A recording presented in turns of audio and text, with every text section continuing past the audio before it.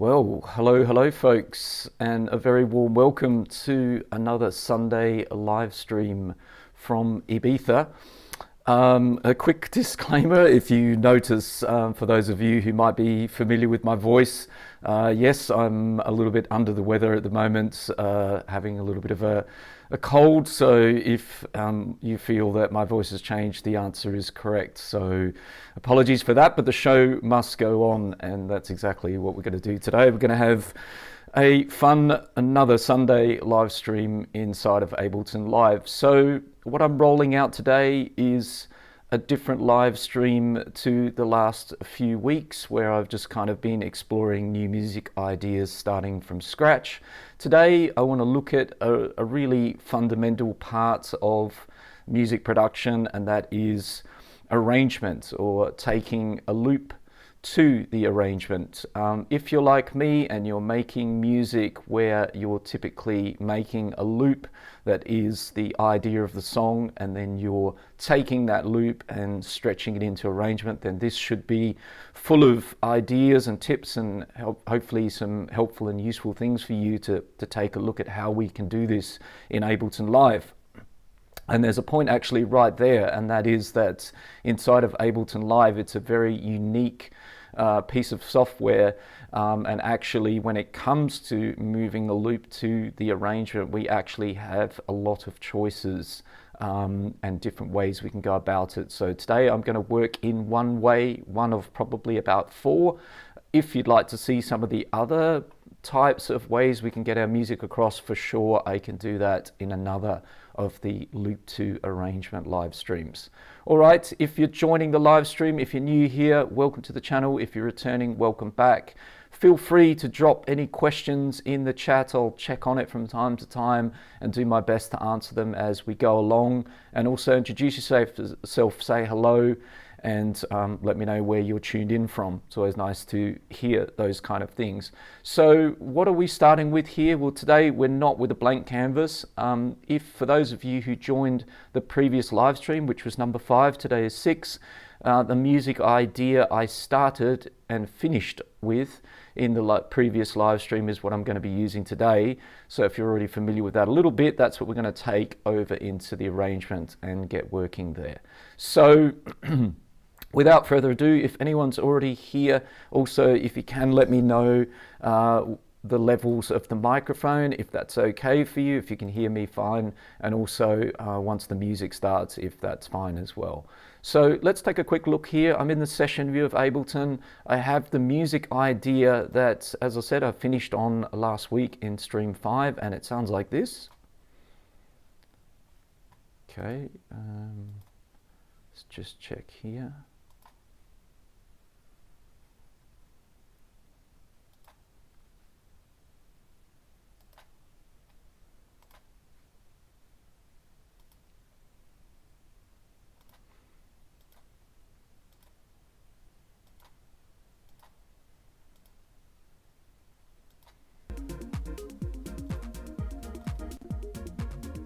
I think we're good to go now. Just had to check for a moment. I think I was without sound for a second there. So if you're wondering if there was a little pause, it was due to me feeling that the sound wasn't going over the stream. So this is kind of the loop that I finished up with at the end of last week's stream. And I've made a couple of notes here. So I've written across here at this particular scene that all of the clips are inside of. I've kind of written in that scene the words peak.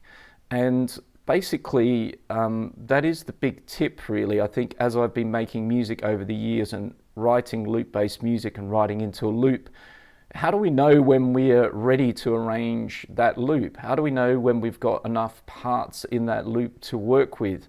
That's a judgment call and a decision we have to make always. And I think if you focus on this loop being the peak of the song, the point where the maximum energy is reached, then in theory it's much easier then to make the decision that we have what we need to then go and start working on a song arrangement that is building up to that peak and breaking that peak down.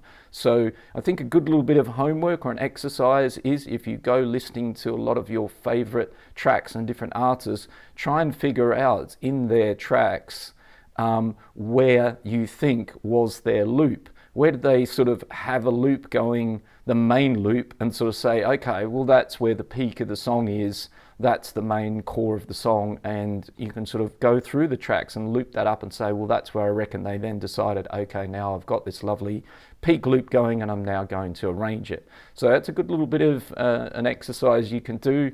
You should be able to kind of learn a lot from listening to others and their song structures. So I've written here peak because this was the loop I finished up on, and I think it's got more than enough in it in terms of parts and things, and I imagine it's kind of where the most elements are happening in the song, so therefore it's the peak.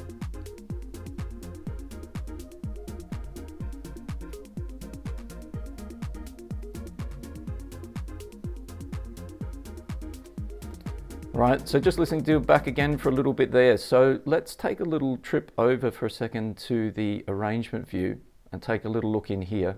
Hit the stop button. And what I've done is I've kind of put a couple of examples, because we're doing a song structure here and arrangement. I put a couple of examples at the top here of some song structures. Now, I personally don't really like to work with a template as such. I like to use basically feel my way through a song arrangement, whereas obviously some people like to have a template, and perhaps when you're really starting out, it might be a good idea to deconstruct some of your favorite artists, get a sort of an idea of the song structure of theirs, and then sort of use that as a bit of a guide, as a template. But what I've kind of done here is I put one at the very top here, a track, which, as I said, is a bit of a template for today, just to point out the kind of main differences between the song structure terms and language that's thrown around a lot out there, and the different sort of styles of music. So today I'm going to be arranging my electronic track. It's going to be sort of DJ friendly, it's going to be club friendly, but if we were doing a pop track, we'd probably have a couple of constraints. That would be the length of the track is typically around 3 minutes or so long, particularly for the radio play. And you're typically looking at this kind of language where you start to hear these terms thrown around, such as verse, chorus, verse, bridge. That's a kind of language that's very tied to traditional songwriting and song structure, and particularly if you're working with song lyrics, you will very often have verse 1 and then verse 2, and there's a change in the lyrics in those different verses. So I just wanted to point that out. That is not the song structure I'm going to be doing today, and we don't have to use that language inside when we're doing electronic music. There's a lot of other language that's thrown around, such as drops and builds and sort of language like that. So what I've got directly below that, closing that one up, is an example of a kind of track similar to what we're going to be doing today. And in here I have gone through and sort of drawn up a rough template, and the little brackets with the numbers are kind of the bar count for each of these sections. So if you look at how I've laid out this kind of basic song idea for an electronic track, we've got an intro, a first section, if we want to call it the first verse we can, a little break, a second section again, or verse 2 if we like, then a main break or chorus if we like. We then repeat the second section, we then have a bridge, and then we repeat a bit of the first section and we move to the outro. So again, I put the kind of bar counts alongside the names, and this is just, you know, am I going to follow that formula every single time? Absolutely not. But is it useful when you're getting started? It can be very, very useful if you're completely kind of like not unsure of where to start. And as I said, one of the best ways is actually to listen to all of your favorite producers and artists and their songs and tracks and deconstruct how they go about it and learn from that. So I've got a bit of analog. I wrote some notes down on a bit of paper here today about some of the common mistakes that people do, and this is based on, you know, working with many students over the years and listening to a lot of the tracks that I get to hear of their work. And let's say 5 common mistakes. Number 1 is giving everything away too early. Especially, this is especially important if your music idea is rather minimal. So we'll take a look at that in a little bit, but think about if you're doing club tracks and DJ tracks and you don't have too many parts to your song, or there's it's very minimal, it's very just perhaps techno or minimal house or something, and there's just not that many dramatic changes, you're going to need to sort of tease and gently work those parts in and out, as opposed to throwing it all in at the very beginning of the track and then there's nothing left to change, so the listener has nothing new, no variation, nothing to inspire them to keep listening to your song. They're going to get bored really quickly. And a lot of this song arranging, it's all about the balance between repetition, which can be good and is good, versus no repetition. So we can have, for example, a track can be too chaotic because there's too much going on in it, and then it can be very much too repetitive because it's exactly that, too repetitive. We kind of want somewhere in between that, where there's enough changes happening at the key points in time to keep our listener engaged. So giving everything away at the very beginning is a common mistake that happens a lot. Gives us nothing else to bring in new later on or really switch up what's going on. Number two of common mistakes that people do a lot, unnecessary breaks. So I've written here a break at this point over here in the arrangement view. Am I going to necessarily have a break at that point? That'll be done a lot with feeling, because breaks, what purpose do they serve? They serve a purpose of kind of tension and release. And we don't need to have any breakdowns at all, or any breaks, if we don't need to create that tension and release. It depends on the parts of your song. So keep that in mind.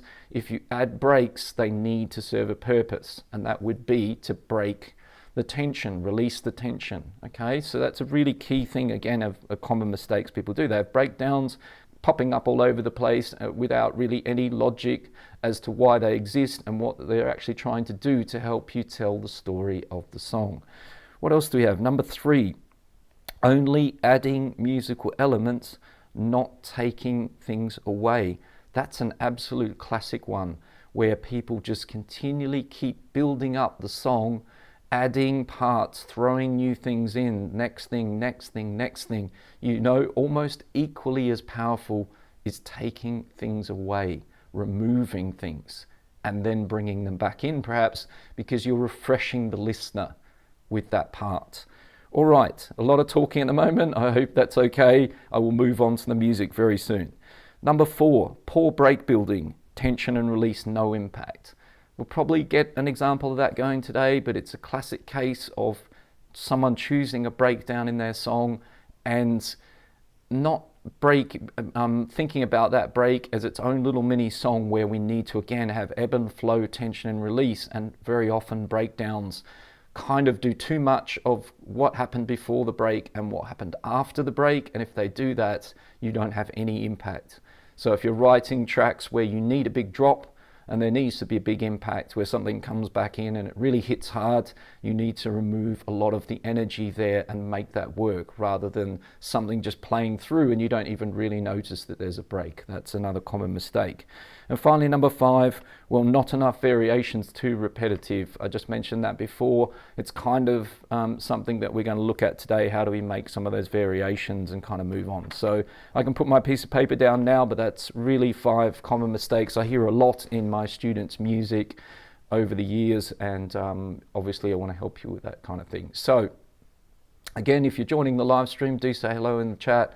Let me know if my microphone level's okay, please, and also the music levels. And if you are, if you have a question that links in nicely with today's topic, then do drop it in the chat and I will do my best to answer it.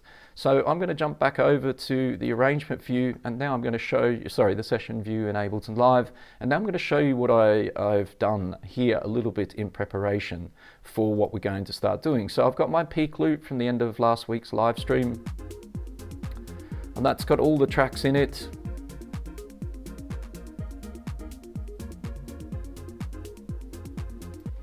And then what I've done is I've kind of, because I've got this, typically maybe you just write that loop and you're confident at taking that over into the arrangement view and starting straight away just working with that one scene at the top there, that's the peak loop with all the parts in it where you've reached the max energy in your track. But I think as you're producing, and if you're like me working in the session view all the time, you should be already kind of thinking early on, if you can, about variations of things. So if you have a bass line that you've written here in the MIDI, perhaps you can already make a second clip of it where you've kind of simplified it or moved a few notes around or done something different with it. That's going to give you already some kind of variation of our bass line. So currently we have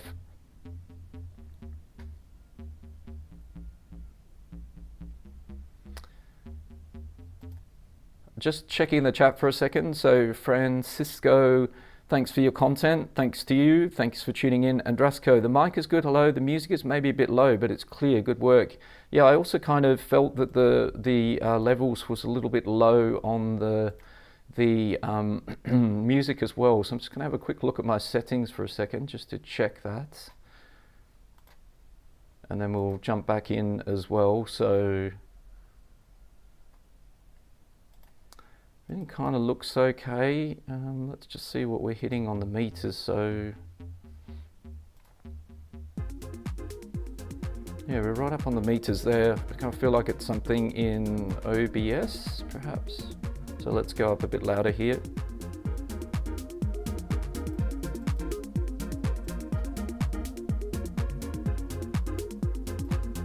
Alright, so I'll just kind of tweak it a little bit inside of OBS, and hopefully that kind of has boosted it up a little bit, but I agree it was a little bit quiet there. So thank you for your input, appreciate that a lot.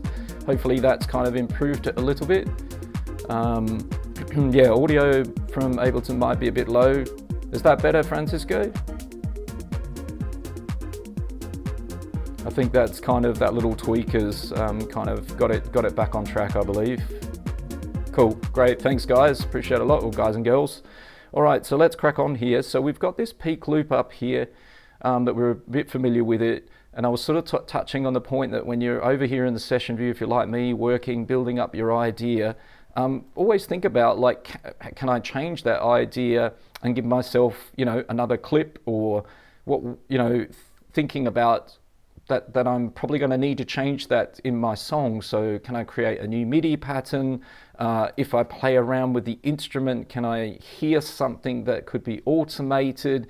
These are the sort of things you need to be really thinking about. Yeah, you're having fun, you're making a loop, you're composing your track, but you need to think ahead as well, like, and the better you get at that, the more experienced you get, the more the whole producing game kind of makes sense. So whatever I'm doing in here, I'm kind of thinking, oh, can I have a second version of that arpeggio or the bass or my hi-hat? Can I create a second pattern?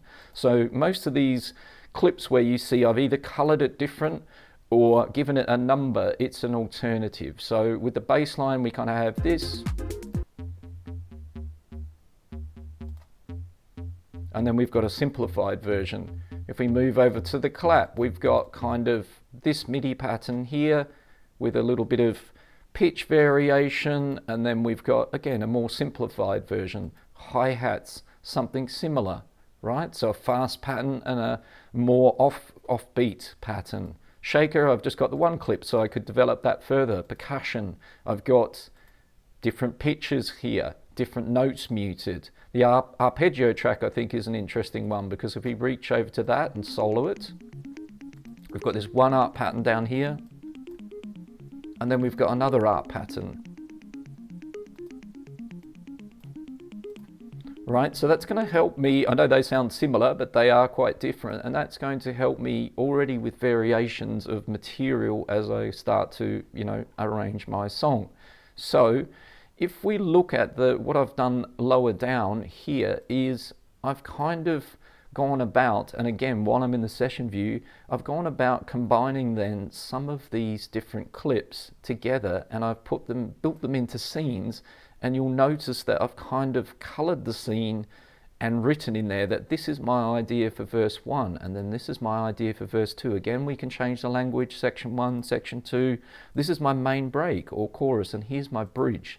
And you'll notice I've kind of colored these scenes in the same colors over here. So I'm thinking about where they're going to fit in the arrangement. So at the very minimum, if you kind of learn to do a bit of a workflow like this, you make your peak loop and then come up with, say, minimum 4 variations. If we want to do more, absolutely be my guest. You could make an intro, which could also be the outro scene. We could do this mini break over here, or a breakdown scene, right? So you could end up with 8 here or 6. But the more you do, the more kind of ideas you've got from the session view of what you're going to be doing in the arrangement. And if we take this peak one here, it's kind of pretty much where we're going to kind of have everything happen pretty much at the same time. So I'm just going to hold down Shift on my keyboard and select all those clips there at the same time. And then I'm going to drag them over to the arrangement. And then I'm going to, whoops, just missed the point there. And then I'm going to drop them on the timeline. Now, typically, I'm going to put them about where I think they should be, which is kind of about here. That was strange. It didn't let me kind of put them in lower down. I'll just try that again. Still getting used to 12. There might be a few little bugs I've kind of noticed as well. That looks a bit better. All right, so popping it down here. And like typically, I was talking a little bit about before, listening to other music producers and your favorite producers and stuff, and trying to find out in their tracks where you think they kind of said, hey, that's my loop, that's my track, that's my peak. Normally you can work your way through the song and find where that is, and it's very often either just before the main break kind of area of the track, if you've got a main break, or just after it. So this kind of peak loop here actually is pretty much in its probably desired place, and we could also kind of almost say that it's most likely very much like that over here as well. So you can already kind of drag that in if you like as well, and drop it on the timeline somewhere in minutes if you're looking down the bottom, if you're doing it that way, or if you have like a template kind of thing like I've got up here, then you can line it up with where you think it should go. But normally in many songs you can kind of loop that section before the main break kind of here or just after, and it should be peak energy around there. Let's get that solo off. And that would be fairly common, and it would be fairly common to find something very similar to that this side. So you'll generally find either side of the main break in many electronic tracks, house through to techno, you're going to find that probably the inspiration peak loop that the producer had in their hands before they started arranging it is around those areas of the track, right? So we're going to leave one of those intact. I'm going to delete that one there. And again, as I said, I'm going to today I'm sort of showing you one way to get your music from the session view to the arrangement. But Ableton Live is the boss of all the softwares for this, because if you like, we can continue building scenes from our peak loop here in the session view, and then we can live record it and jam with the parts into the arrangement. So perhaps I'll do that another day, but today I'm showing you how I can move the parts over by, let's say, copying and pasting them at this point. But we are working with a bit more than just the one loop, right? We've got these other scenes. So I'll just walk you through those. This is my verse 1 idea. That's a bit stripped down. And we want that. We're going to be building up to that peak loop, right? Section 2 should be pretty decent build. And if we want to check, we could jump from verse 2 up to the peak, because that's going to be a connection I'm going to make in a little bit. We can actually drag this down if you like, pop it here.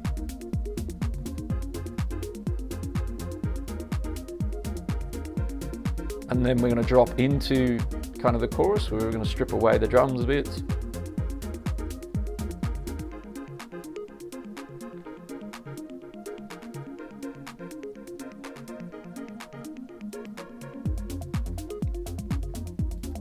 And then I really love bridges in my track. Bridges are a great opportunity to bring in something new that you haven't kind of been working and having on heavy play rotation up to, it's kind of the bridge to the outro of the track. And it's a great place where sometimes when you're composing your idea, and you've got parts that you're not kind of sure where they exactly fit. Are they going to be playing all the time? Or they might be perfect for the bridge, and you might use them there where you can refresh the listener with something they've not heard for probably 5 or 6 minutes of the track, and then wow, okay, that there's a new arpeggio or a new element. So here I've used a brand new melody over here that kind of really refreshes that, because we've been hearing this a lot through the track, or we will be, and now we've got something we haven't heard before. We can also kind of do that with the arpeggio or the bass line. Right, a different pattern. So I really love bridges. Again, you don't have to have them in your track, but they can be quite helpful actually, as I said, sometimes when you've got kind of this idea that you'd like to use, but it doesn't perhaps play with everything else, you're unsure where to put it, well, keep it in mind for perhaps a bridge in your song. So I'm going to drag my peak back up here, and now we're going to drag in these scenes and put them kind of where they line up with these different sections, right? So again, shift on the keyboard to get all the clips together at the same time, over to the icon of the arrangement view, and then bring them down, and do make sure you line them up with all the right tracks, and then drop them on those tracks. So let's just put the back to arrangement button on so we can kind of see what's going on. Let's do the next one. So we need to put that, am I in the right line? Yes, I am indeed. Okay, verse 2. Let's get up here. That's going to go around about there. So you can see again, I've kind of got my, a little bit funny. There we go. Let's get it down to there. Lovely. Let's drop that there. So that's section 2 or verse 2, as I said, depending on our language. And then we're going to do our chorus or main break. All right, way down there. Great. And then finally, this idea of the bridge. Hopefully not a bridge too far. Right, let's get that over there. Perfect. So you can kind of see here now, this is one way of doing it, right, where, you know, by creating those different scenes in the session view and doing this bit of pre-preparation, having some different versions of each instrument, different clips, then creating a few of these different scenes, we're kind of jumped quite a way ahead in terms of like looking at our track here and sort of saying, okay, well, we need to kind of connect these parts together. And if you're wondering about sort of like, you know, I'm going to cover things like transitions and stuff today, don't worry too much about those until you're kind of here on top of the arrangement and beginning to work in that area. Then we can kind of understand what we need to transition between different sections of our song, right? And figure out that. Same with FX. I don't really tend to create lots of little tiny little individual hits at the start, because I might not know where I need to place those, but now I can start to kind of figure that kind of thing out. So looking at what we've got here, the peak loop, again, I'd probably, what I might do is just bring it down to half the size, and I'm going to have that over here because I feel like that's probably going to be sort of somewhere there, and this second section is going to link up with that. So we can kind of like bring the kick drum over, the bass line over, the clap. We can just drag all this out. And to be honest, you know, I don't have to do that. Actually, let's go back a little bit. Might just actually just do this. There's no real need for that. And I'll just see what's missing from the peak loop, and then I can decide if I want to add that in or not. Right, so definitely this chord is not in this section, but it is after the break, and that's sort of something that I might decide to kind of keep or not keep.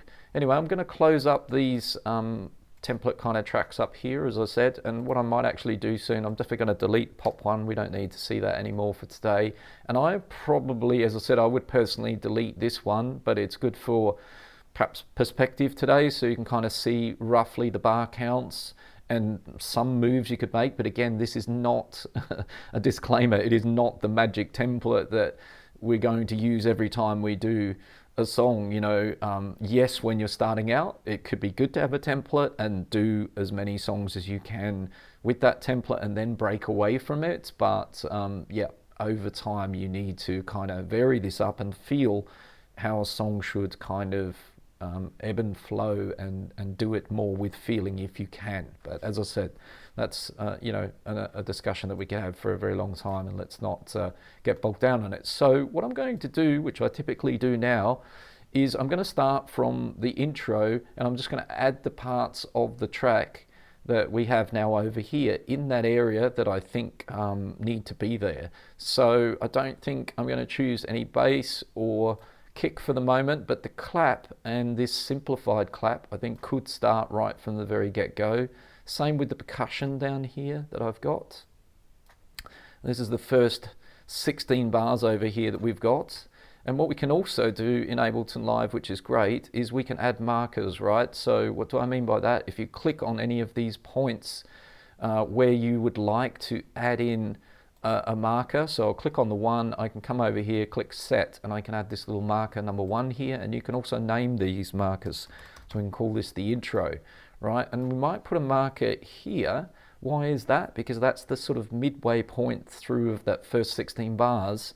So there's 2 lots of 8 here, and I'd like something different in this section here to what happens here, right? And that's the first thing when we start talking about variation. That 16 bars of probably what started in the first 8 is not going to be, if it's still playing at the end of 16 bars, it's not going to work for me personally, and I don't think for other professionals or people who, you know, want to be engaged by your track. So if we hit play from marker 1,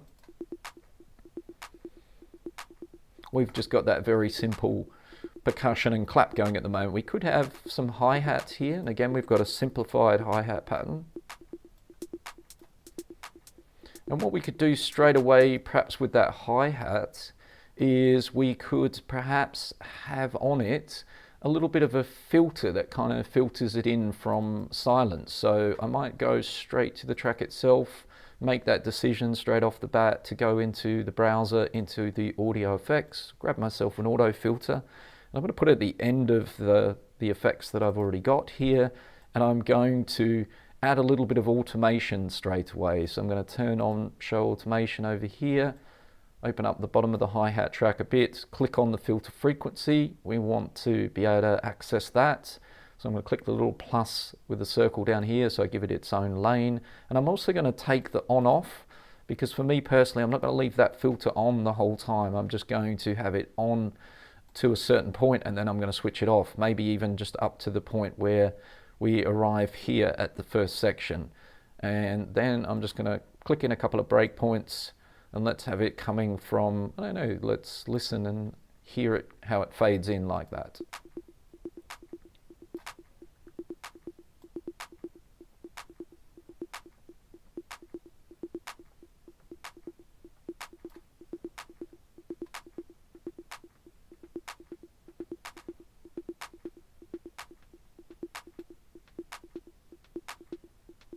Already quite fortunate. I think that was a happy accident that I really quite like how that gradually fades in.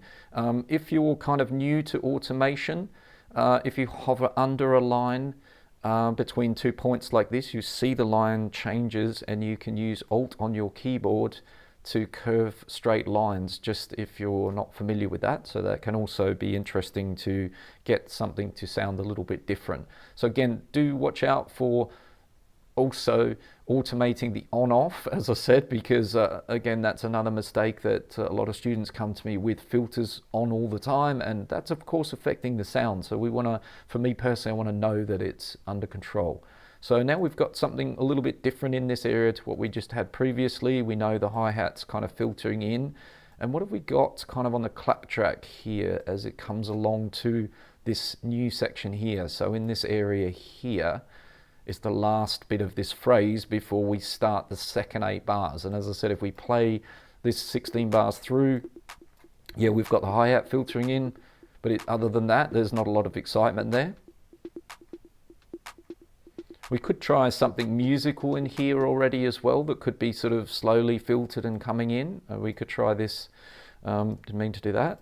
If you hold down Option, we can kind of drag a copy of that over, or we could also drag it over like that if we like, if it's looped. So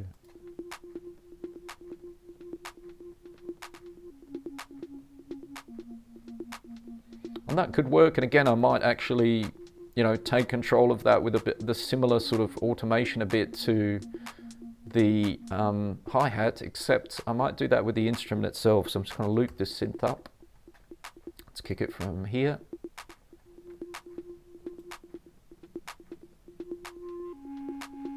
Yeah, and so I'm down here on the instrument, on the filter cutoff of the instrument, and that's perfect for me because I can I don't need to go to the audio effects and add a filter. In this case, I'd like to do it with the actual instrument itself. As I've touched that as the last thing I did, it's already ready to be automated. And so again, I'm going to click in a couple of points here and see how we go. Just dial it into taste.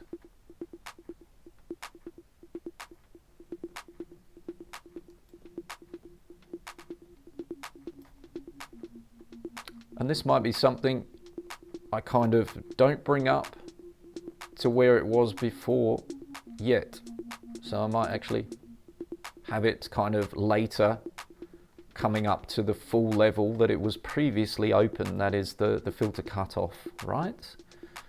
So again, if you're returning to this live stream, welcome back. If you're new here, welcome to the channel. Feel free to drop any questions in the chat as we go, and I will do my best to answer them. If you're enjoying the content on the channel, please do like, comment and subscribe. It helps the channel a lot. Appreciate it. Okay, let's crack on. So we're in the second 8 bars of the very first 16 bars, and we're kind of figuring out how to make this sound kind of smooth to start with, and adding a little bit of a transition here or there, and just making it interesting enough.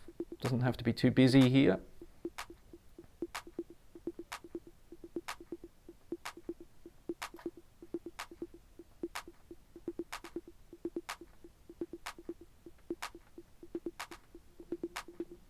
So I'd quite like to sort of highlight this little bit of the last bit of this phrase in either the percussion perhaps or the clap. So let's maybe try it with the clap here, and let's do this using a little bit of automation again, but we're going to use, perhaps try the delay return track that we have here by default, unless we've removed them. I certainly have them here by default because I'm leaving the returns that come as part of every new Ableton Live project. So I've got a delay on return B, and I've got send A and B over here.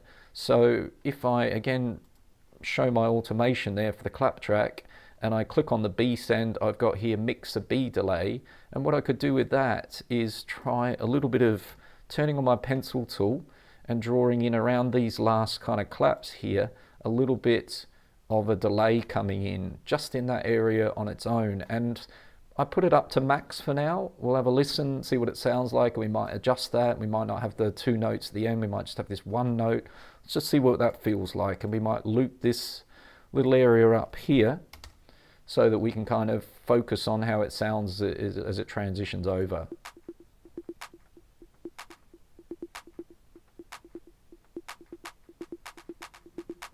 Yeah, that's quite nice. So I might kind of leave it like that. I'm just going to listen again. That kind of creates that little interest, and it focuses in the attention on that little change here where we're now in our second 8 bars, right? Don't forget that for me personally, every kind of 16 bars for my threshold, that wouldn't have been enough, as I said, to just have everything the same playing all the way through there. We need a little bit of some changes, a little bit of things going on that just catch our ear and keep us engaged, right? We could also try something here that is bringing the kick drum in this second 8 bars, but let's again, spoke a little bit earlier about it, let's not give away the full kick. We don't want to give away, the low kick drum that's coming in here and all the way through, most likely a lot of the track, right? It's pretty much almost like that in the end. So if we're going to use it in this area here, I'm kind of going to split it here so we've got a different clip. And what I want to do here, I'm going to do pretty much the same as the hi-hat. I'm going to have a filter on it. So let's go and grab ourselves a auto filter, drag and drop it on the kick track. And we could choose to either filter the low end or the high end. I think the low end would be much more effective here. So I'm going to try and thin the kick out. So let's try the low end and something like the filter cutoff around that level. We'll fine tune that in a moment. Let's again, very importantly, automate the power on off button of the filter so that it's not going to be on still when we do go into the wanting the full kick. And that's going to really help with, again, something I spoke about earlier, which is impact of each section change and things happening. If we don't do things like that, it's just going to sound like a playthrough. So the next thing we're going to do is then automate the filter frequency knob as well. We could do two things. We could leave this fixed and just switch the filter on and off. So let's try that first.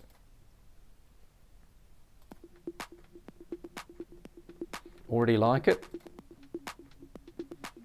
And we can just leave it so that this just turns on and off, or we could sweep the cutoff around if we like, and kind of, you know, sweep it down, sweep it down till we bring in the more solid kick drum. But I quite like here that it's just going to come in a second, and it's going to come in with that cutoff amount, just like that. So it's this nice kind of click, adds more groove.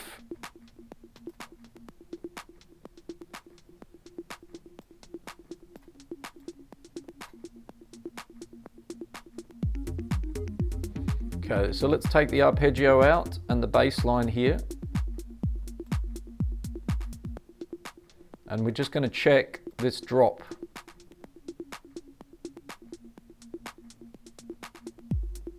Right, so that's quite nice for me.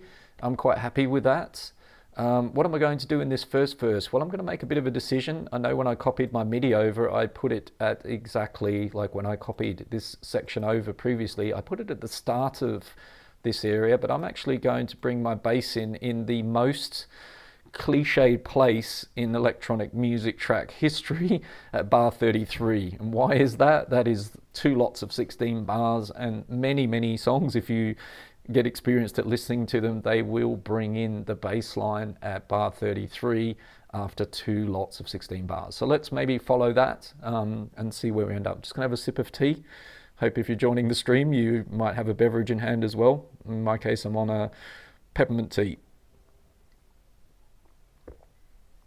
All right, so now we're into this area here. Again, we've got lots of little splits, and we've got 32 bars here. So if we're putting in markers, we're kind of working our way along here at, you know, so you could say marker 4 really is section B, if we like,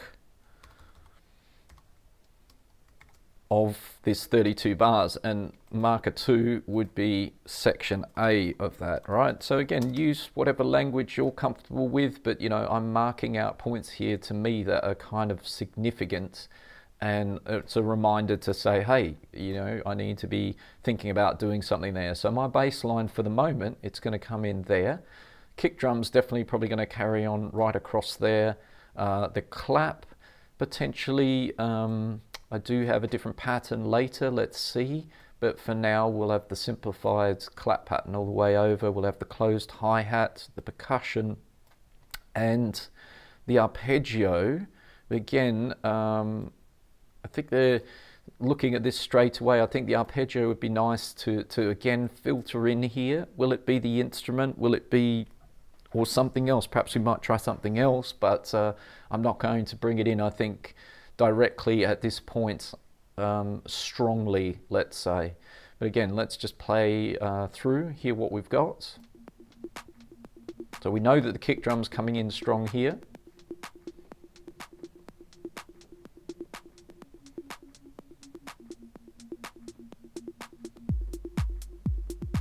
And I'm just going to check my hi-hat automation. So when did I decide that that switched off? Yes, I did decide at that point. So it's no longer filtering anymore there. So we could, if we like, again, kind of change that slightly. We might open it all the way up to here and kind of have it more gradually open across there. And right at this point here,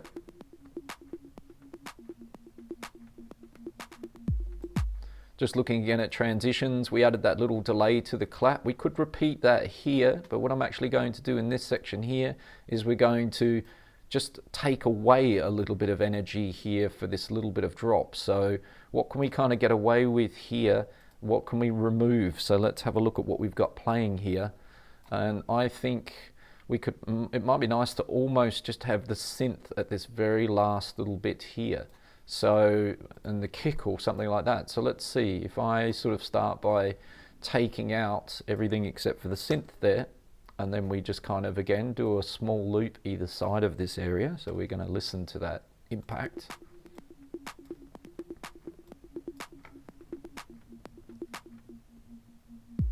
Right, so you know, a bit sparse. So what do we want to bring back in? Maybe we have the percussion there. Nice. Maybe we don't. Maybe we try the hi-hat. So I think definitely that last hit can be out. Maybe a bit more. Like that. Okay.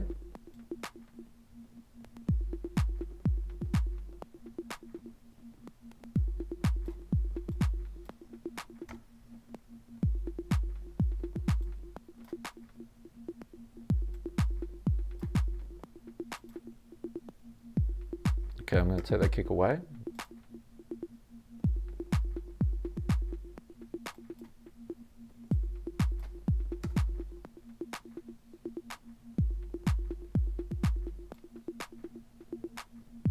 So let's maybe say what happens if we add the little bit of delay here. So already have my lane set up and everything from where I previously had that little fill over there. So I might use a bit of that here.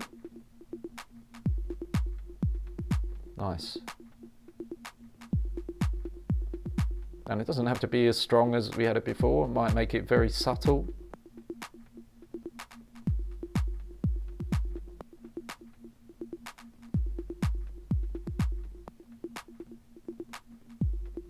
Yeah, a little bit more than that. Nice. And so sometimes when you do this kind of move, such as automating the B send to that delay that's automatically here, why not use it? And if you want the delay, like I'm not really going to modify how it's set up, but if you want to modify it, then you can always make another return track with a different delay setting currently, because just do think about that this is a common delay, right? So if I use it elsewhere and I start changing how it's configured, that's going to affect wherever else it's used in the track. So, you know, if you're wanting to do something fancy, you can make up to 12 different returns. So we could have a completely different delay setting, or we could put the delay directly onto the clap. But in this case, it's here. And as I said, I might use it for some other things. And sometimes when you start doing this and it's all set up, you know, we might come across a bit of a theme here where, so I've used it in two transitions, but maybe I'll use it sort of somewhere like here to add a little bit of groove in that section. And so suddenly we're reusing it more and more to add a little bit of vibe, right? So let's hear that.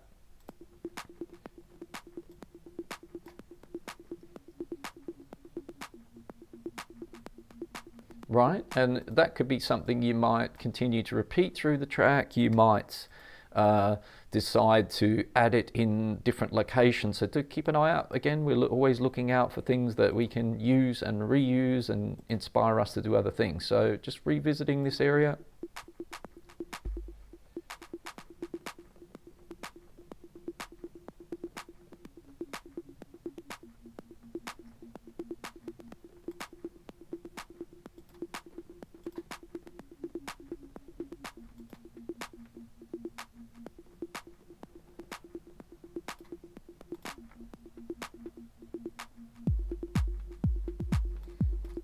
Still think it's a little sparse there, so I'm just going to give it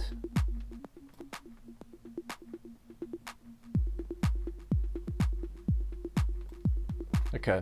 So now let's work on this arpeggio.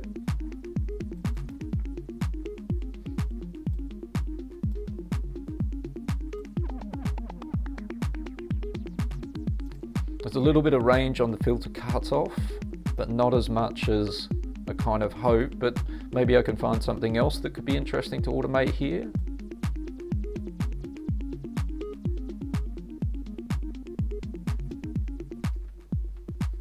Okay, put that back in.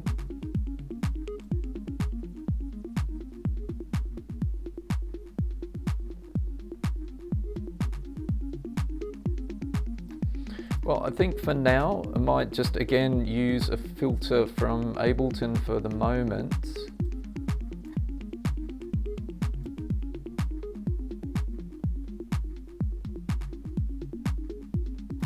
And again, we're just going to automate that too. So keeping things pretty simple, but it always doesn't hurt to have a look at some of the different options that we might have to kind of change the sound, as I said, in other ways. So we're not kind of doing always the same, perhaps the same move. But in this case,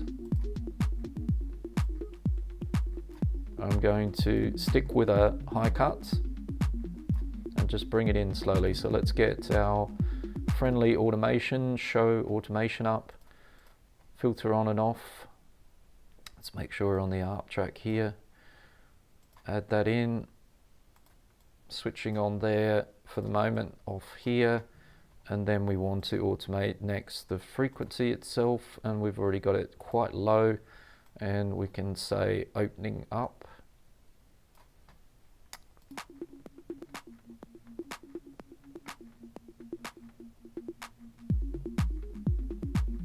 And sometimes where you place it can be really important, so do pay attention to that. Sometimes I've put it at the end of the chain here, but there are occasions where perhaps I put it in front here and then the echo is behaving differently. It's behaving after the filter, not in front of it. So the way it was previously, it's filtering everything that's going on before it, but sometimes you may need to change the order, or you may wish to change the order of where it's filtering, and things are left unfiltered that happen behind it.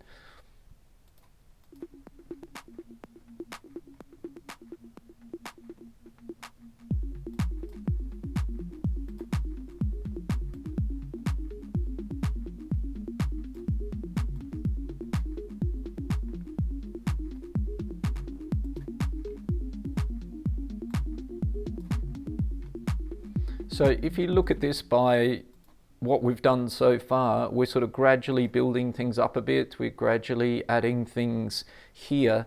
So I'm kind of happy with what happens in this section here so far, and there's enough changes, right? If we think about, well, what's different? Well, the kick became its full kick.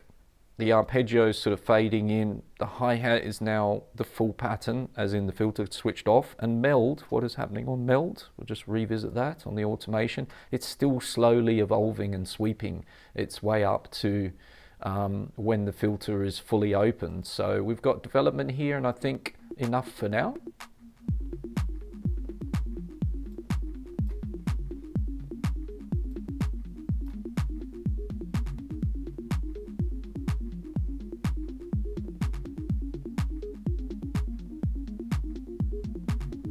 So I think I could do something with this kick pattern here, and that it doesn't always do the same. We've got this little double hit here. I might actually take a kick out every now and then. So in this case, just before this phrase,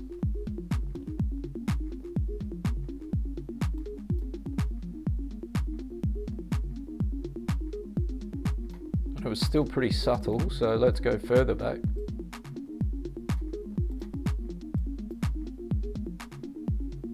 Something like that.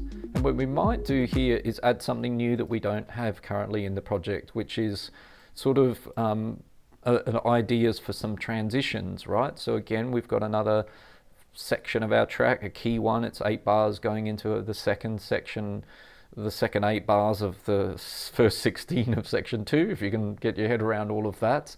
So maybe where the clap track is here, we could, perhaps we'll do an audio track. We'll add an audio track below it.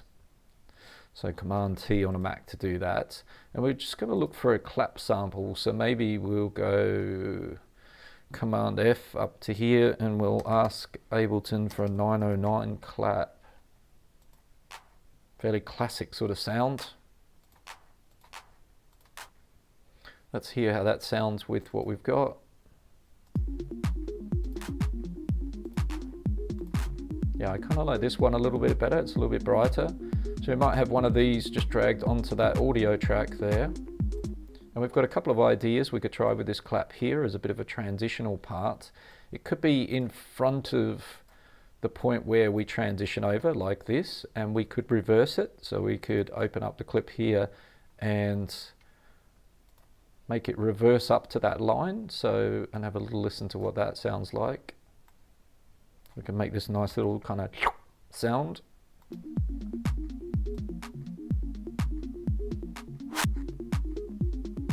So that could be interesting. We could bring it right down in volume. Already quite nice. Obviously we'll try out different claps. And that could sound really nice if we want to make it even a bit more exotic, let's say. We could go and visit our friend here. Let's turn on the automation and go and visit our B-send friend. And yes, if you're following my thought process here, we could have a little bit of delay on the end of this kind of going into the next section. Perhaps we can have it for a little while. We'll see.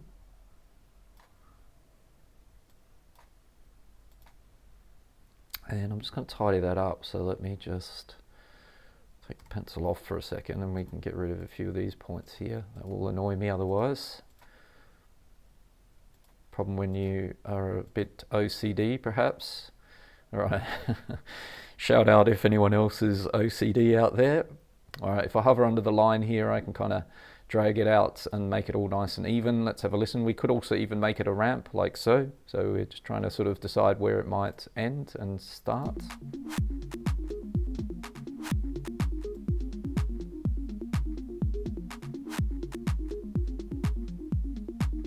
So maybe bring it forward a bit.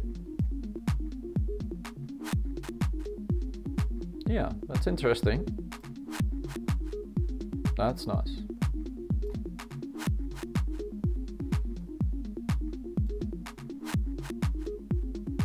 And if we want to, as I said,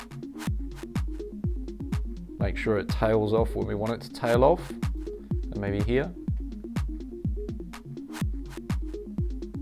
So again, you know, building out these kind of little transition ideas like this, these are really super useful, and there's something we can do now, right? It's something we can sort of pull back from what we've got, and we moved over in the session view. For me personally, there was no need to have that already in the session view. It's something I'm going to understand where I need it and how to use it here while I'm hands-on arranging my track now and editing it and working my way through.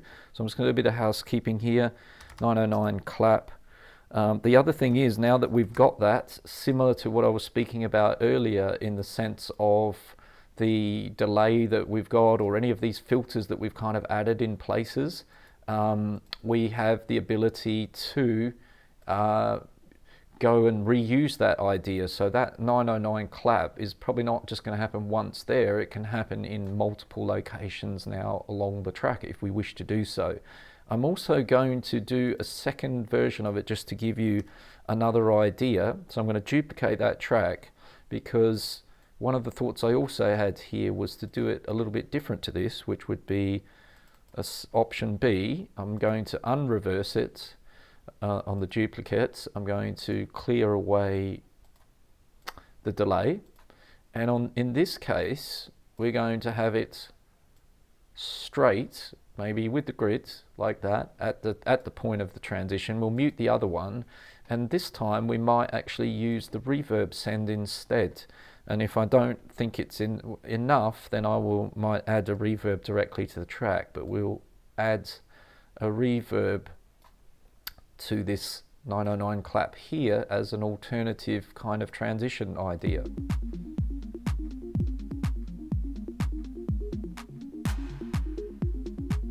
All right, so that could be interesting. And again, sort of dying off where we want it to die off, and how it needs to be quite strong. Something like that. But I might actually do what I was thinking. In this case, I'm going to clear that envelope. I'm not going to use the return reverb built into Ableton. I'm going to actually add my own reverb to this track. So let's clear the search that I had there previous, grab ourselves a reverb, and I'm going to put a really long decay on this reverb, some 5 seconds or so. Might make it quite wet as well, and then see what that sounds like. And again, we're just going to switch this on and off really as the starting point of it, and see what that sounds like.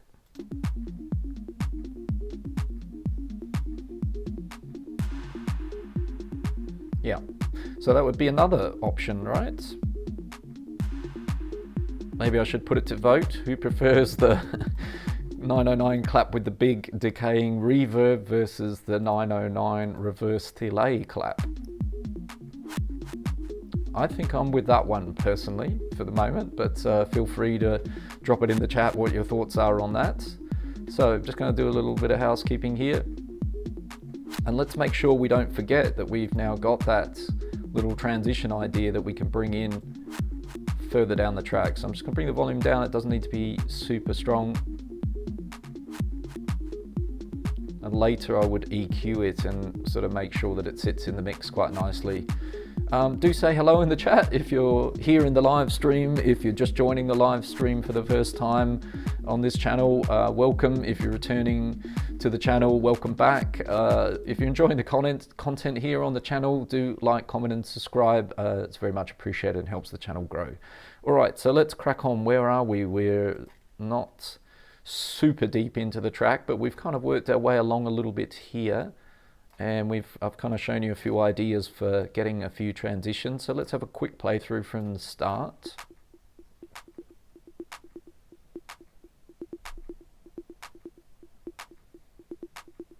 And we're making a club-friendly DJ track here, so minimal intro is fine. Might still do something a little bit different in there yet.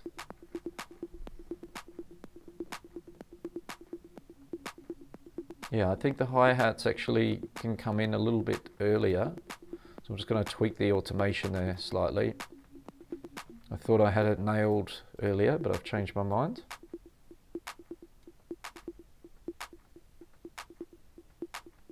Yeah, let's have just a little bit more of it, a bit more prominent. Still subtle.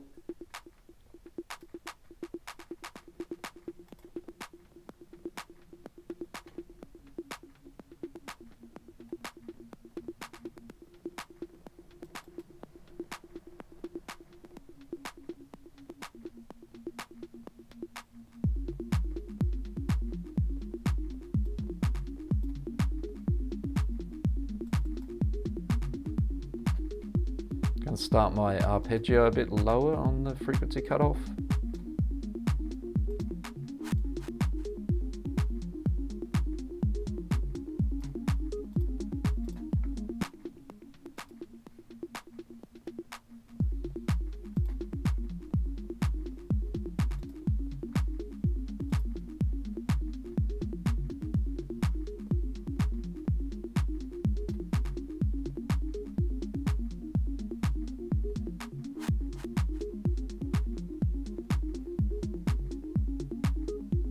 Bring that clap down again a little bit quieter.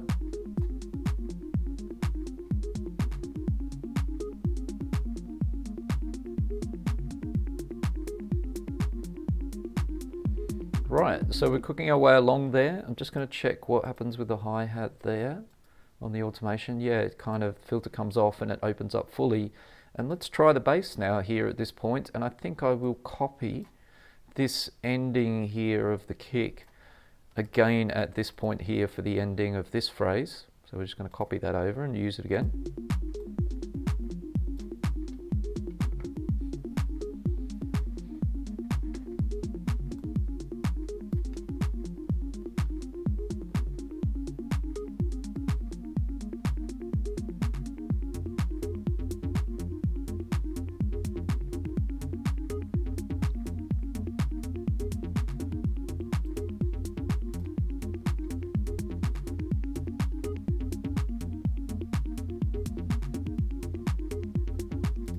Right, so just nestled in there, we've got another little bit of a changing of 8 bars to 8 bars, so we could do something a little bit in there. What we might do is revisit, as I said, something we've already kind of added in here. So I'm thinking to maybe have in this area here a repeat of this little clap delay that I automated, so I can copy and paste that automation over there.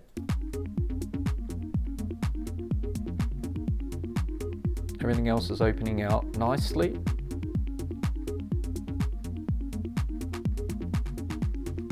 Nice. And what we might do here, we could also look for just a little bit of something new that we don't currently have. Maybe we could do something with the bass line just in this area here. So I might just split that, turn it into a new clip. I'll color it so you can see I'm kind of in here. And we could do something perhaps with the MIDI. So where are we? We're kind of an F1 here. Maybe we could try extending it to the end of the phrase.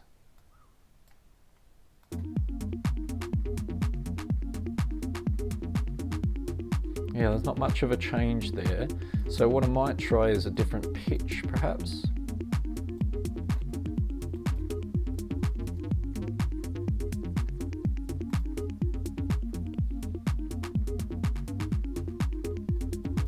Not quite the sort of sound I want, but let's try a different pitch. That could work.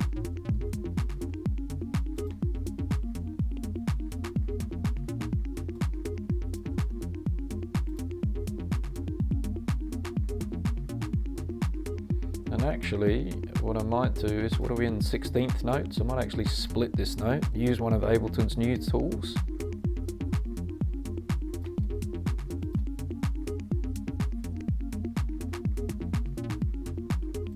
And I might put that then back down on the same pitch.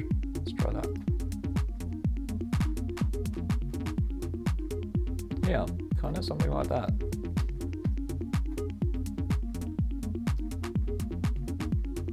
I like that. There we go. So a little bit of, again, just a small subtle variation. It doesn't have to be, you know, it depends obviously on the music you're writing and what your goal is, but in this case I think this is a nice subtle track that's slowly building and the tension's slowly coming in here. There's no need for massive, you know, crazy stuff going on and chaos at this point in time. It's not that sort of style of music. So if you're writing that kind of music, obviously you might have to think a little bit different, but this is kind of quite subtle and smoothly evolving into all the different parts of the track. So check that transition, and then we're into potentially a break if we're following this kind of template idea up here, which we're doing a little bit today.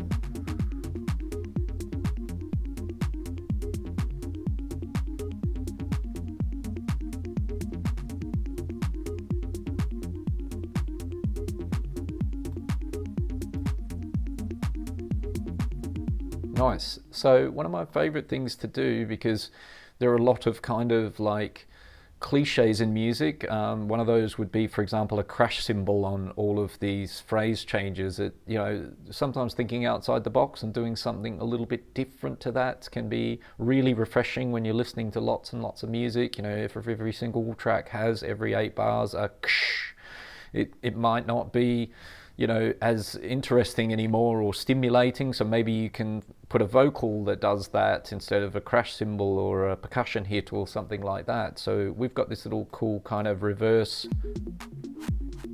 sound. We've now got a little bass kind of note thing here that's different. Well, something I quite like to do is pitch things down. Maybe it comes from the days of mixing vinyl records and hitting the stop button and hearing things go nicely down in pitch. Let's have a look here. We might need to shift this over to audio rather than in MIDI. It's currently this hi-hat that I'm going to take a look at the pitch of it. It's in MIDI at the moment, so I'm just thinking that as I go, the easiest way this might be to kind of do that pitch. I kind of like, perhaps would like it in audio to do that, so I'm going to duplicate this track down, the whole hi-hat track, and I'm going to get rid of everything except for this little area that I'm currently looking at. And on that track I can use Ableton's new Live 12 ability to freeze and flatten at the same time, and I'll actually just, I'll leave the volume as it is, it's fine. So I get instant audio from that. You no longer have to freeze and then flatten. You can ask it to do both at the same time. So by doing that, I've kind of created this end of this hi-hat pattern here in audio below. I'm going to mute the MIDI, and in the audio clip, I'm going to loop it, and I'm going to visit the envelopes, clip and transposition, and here I'm going to do my little pitch ramp, perhaps an octave down, and so these hi-hats are going to gradually pitch down as they come towards this little break, and it's, you know, an interesting transition. Again, I'm trying to show you some ideas here, perhaps inspire you to try some other things with how you go about doing your transitions. Let's have our little kick removal copied here as well, perhaps.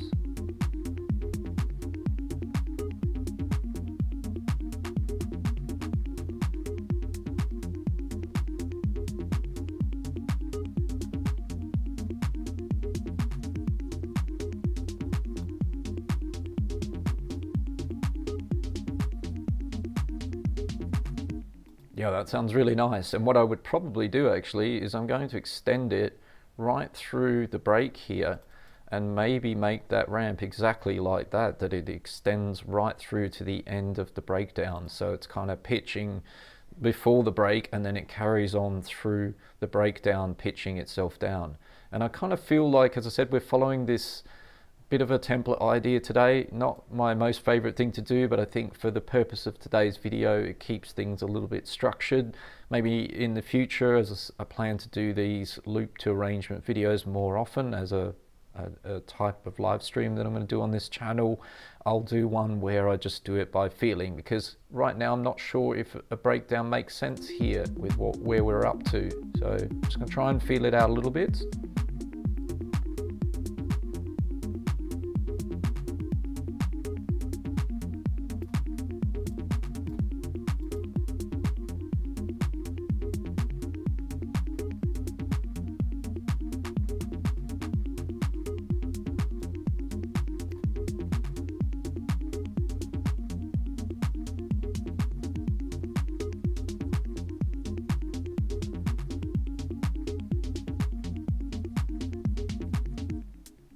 All right, well, we'll live with it for now. We'll keep it in its position, and we'll have a breakdown here.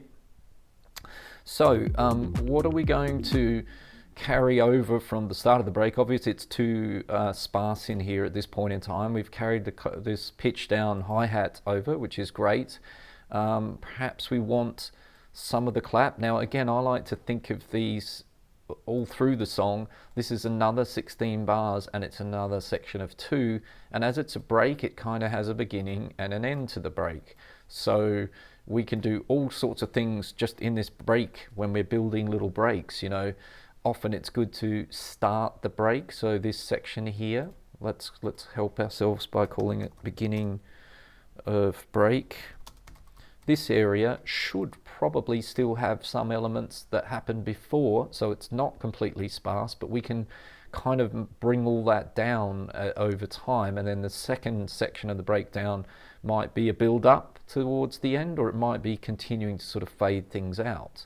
So we might have our synth across here, but we might kind of remove it at the end. Perhaps we might have the ARP not in here. Let's see what we need. We might have the percussion coming in here.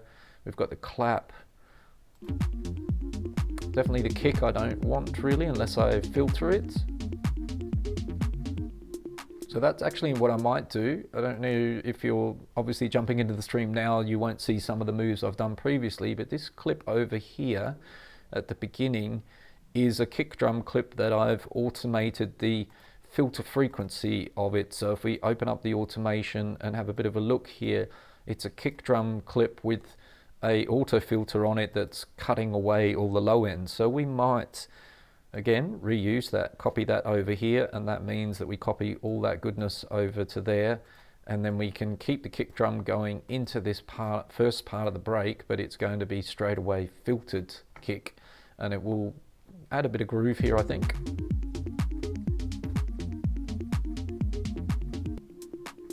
And I also just thought I'd like to have my little clap idea that I created over here in there as well. So we've got my little reverse clap with the delay on it as hitting that point.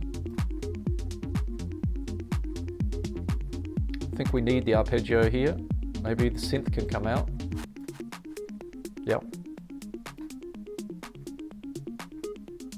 Let's try that again.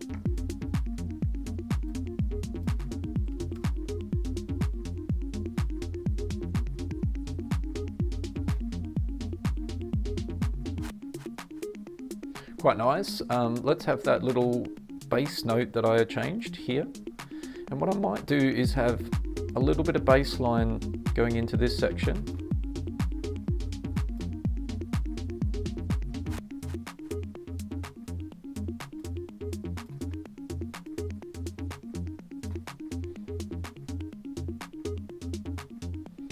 And now comes the fun bit. We could kind of automate things in here to gradually fade out, or we could have some different options. We could go to the master track and have a filter on the master track.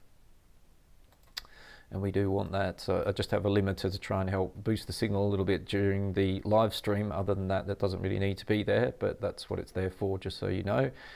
So we have a filter here, and let's make it a low cut and set a bit of a frequency, 300 Hertz or something to start with, and we could automate that here on the master track. So show automation on off again, really important. We don't want it on throughout the whole track.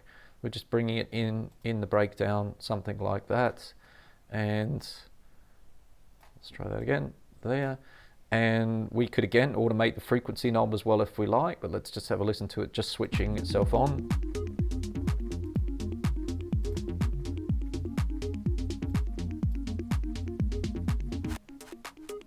It's a bit too much, so let's say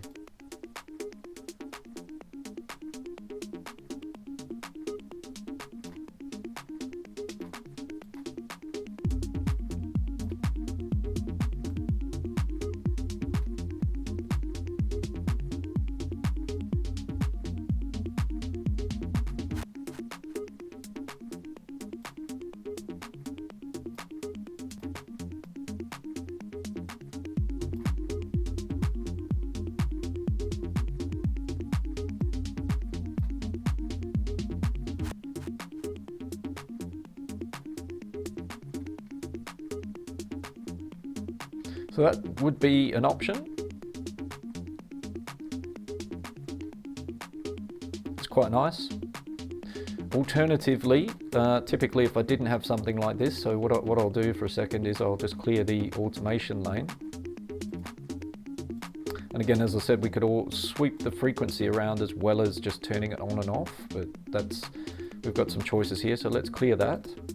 So there's no filter happening. And alternatively, what I would do is now manage every single individual sample itself, right? Oh, sorry, instrument. So if I'm looking at the arpeggiator here, I've already automated with a filter, which is great, which is why, as I said, often we kind of revisit these things and can reapply them. So I'm going to stretch the arpeggio on off of the filter over to the whole of the break and stretch the arpeggio over, and I'm going to start bringing it right down with the filter.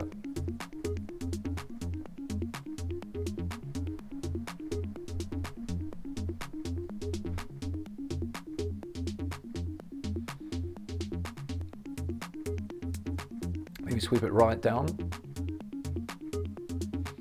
On the clap track, I'm going to copy my delay over here at the end.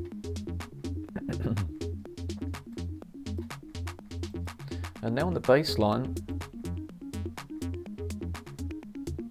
lovely. So I'm going to use the instrument filter frequency of the actual bass synth itself to again fade that, filter it down.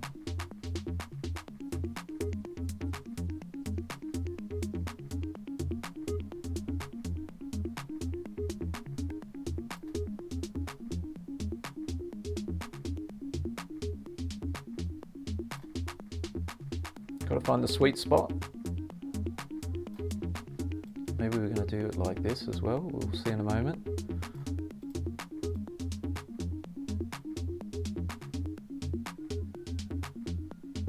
So I'm kind of happy with the first part of this break. But what I'm thinking is I want to sort of zoom out for a second and have a look at the track and what we've kind of removed here so far. Which the main thing is the synth came out. And in the second section of the track here, we're going to bring in a new bass line pattern. This is the idea at the moment. A new clap pattern, new hi-hat pattern. So we've got lots of changes. A shaker, that probably won't come in until the second half of that section. And again, we can kind of vary up a few things in that way. We could also have the simplified clap and the newer clap come in later, so we could kind of carry more of this here still. So lots and lots of choices here, and this is how we kind of use the parts to sort of vary things up. And we might like to have a break from something like the arpeggio for some point. So if we faded it out there, we might like to have a break from it, but what are we going to do in its place? What's happening that's kind of new? Well, we've got this melody coming in here, so that could work really, really well as the new element. Does the synth come back in after the break? You know, these are the sort of things we're going to look at. So coming back to where we were, second half of this break here, what's come out that might need to still be there?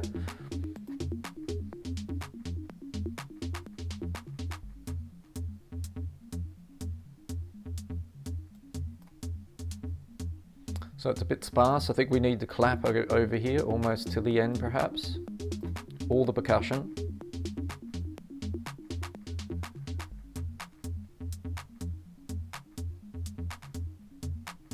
And that bass line's really nice, kind of like still there.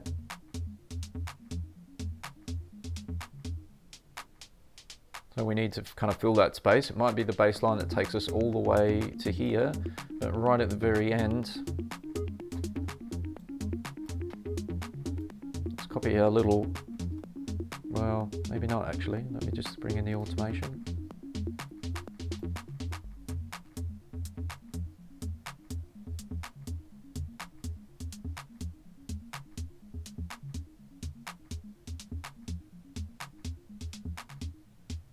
Okay, let me change what I just was thinking about there.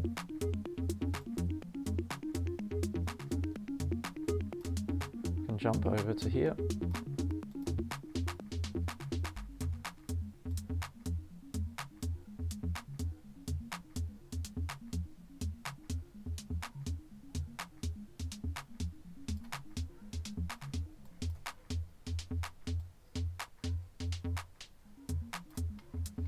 Let's have the art fading right down almost to the end as well.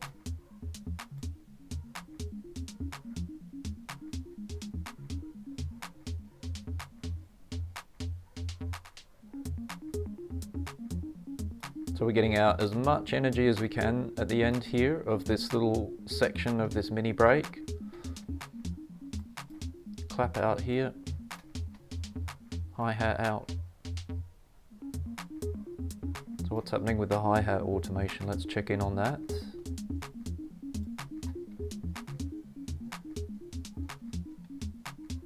Okay, because we're in the pitch down version, we don't have the filter on this audio version. So let's copy the filter over from the MIDI onto the audio.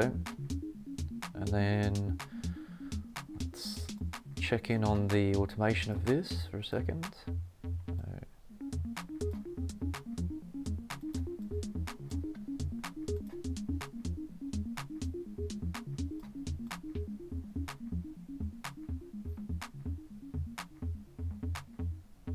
And this is all about what you do when you're trying to build tension and release, right? I'm trying to remove energy here, bring it all down, feel it out so that when it comes back in, we're going to have a really nice impact here. And it can be really nice to almost have a pause here where there is just kind of silence at the very, very end of this little bit of break here, which we currently still have a bit of bass. So we see if we can almost get it.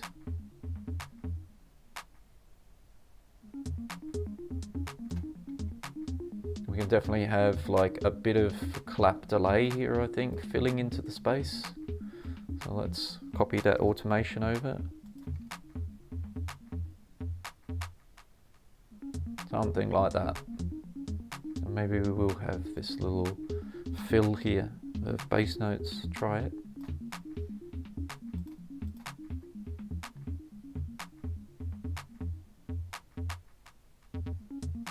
Right. So that might be how that rolls for now. So let's let it play through and see what the impact is on the other side. And on the other side, as I said, what's happening so far, we need to evaluate in a moment whether we are, you know, because as I said, at the moment, we've actually got a lot up our sleeve here. We're bringing in a brand new bass pattern. We're bringing in a new hi-hat pattern. We took the ARP out, but we're bringing in the melody. So we've got a lot of change here. We can perhaps have less of that. So keep it up our sleeve for later.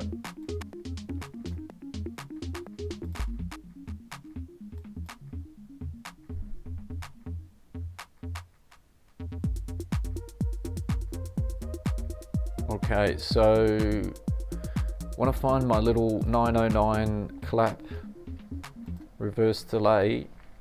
Where have you gone? There's one here. And sometimes when they're very small like this and you kind of lose them on the timeline, just highlight a little bit either side of it, and you can always do Command J and kind of consolidate that a bit into, you know, a bigger clip so that we can kind of see what's going on there. I did the wrong one. Helps to do the right one, which is this one here. And then you can kind of see it a little bit easier by making it a bar long or a few beats long, and then we can kind of copy that over there and kind of see it a little bit easier on the timeline.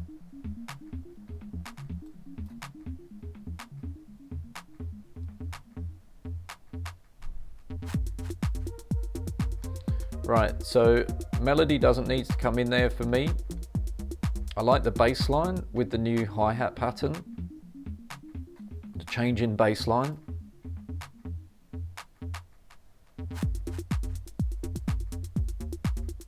Nice.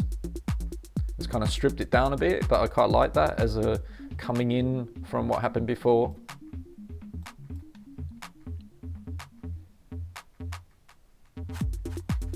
Let's add some markers. So now we're working into this second section of our track, and we've got the first 8 bars of 16 here we're currently listening to. Then we've got the change of 16 bars over here at bar 81. Let's get a marker there. So what I'd like to do here is I'm just going to see about the synth.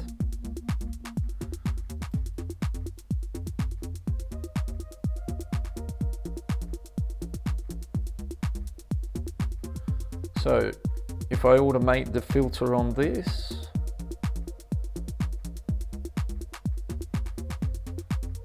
yeah, directly in the instrument again, I think is my preference here, to probably just bring this in again with a filter. And let's automate that a bit. In this case, we don't switch it on and off like the audio effect filter. We can just automate directly here the instruments filter. So I've just had just the notes poking through.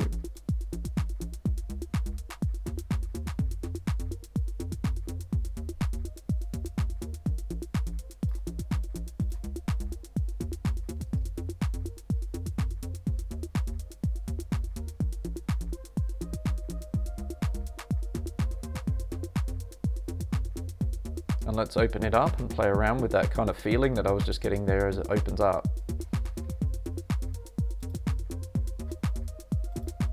Nice.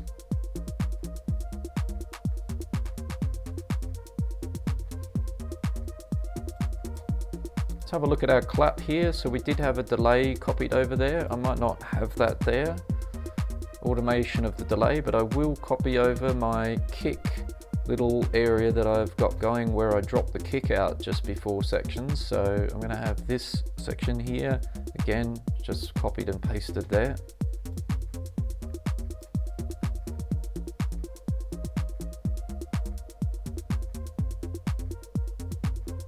Super subtle, that one.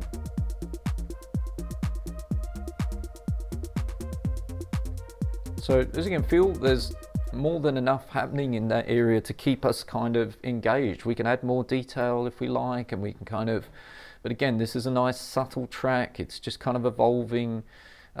Bits are coming in and out. You know, what have we removed here? It's back at the start of the video I spoke about. It's almost as important as adding things. We've taken away the arpeggio, so having a break from that.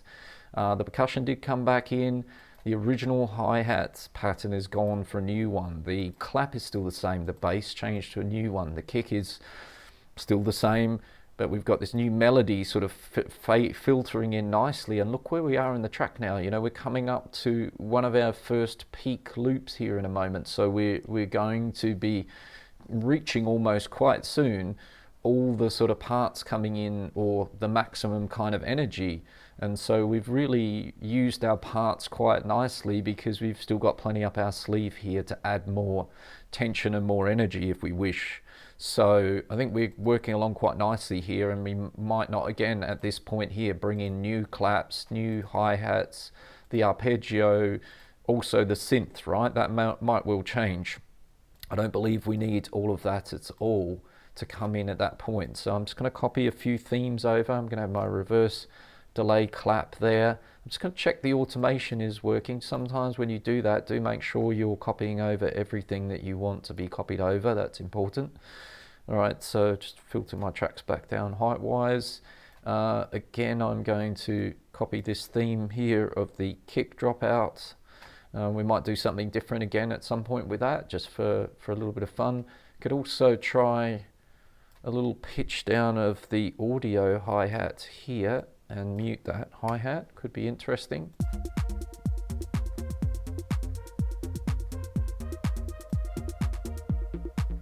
Yeah, we'll need to fix the automation on that. Let me get in here,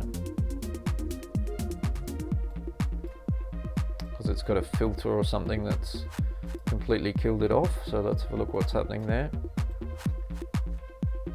So good case for listening to my own advice, automating the device on or off. So in that case, I'm going to switch it off, and I want this pitch down effect in here.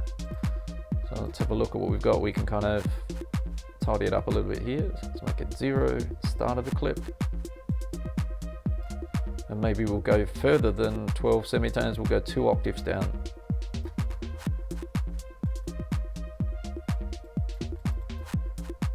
Okay, so where are we finishing here? Right, okay, that makes sense. That's kind of cool, something interesting, again, refreshing, something maybe we don't hear used all the time. That's a bit of a interesting element, right?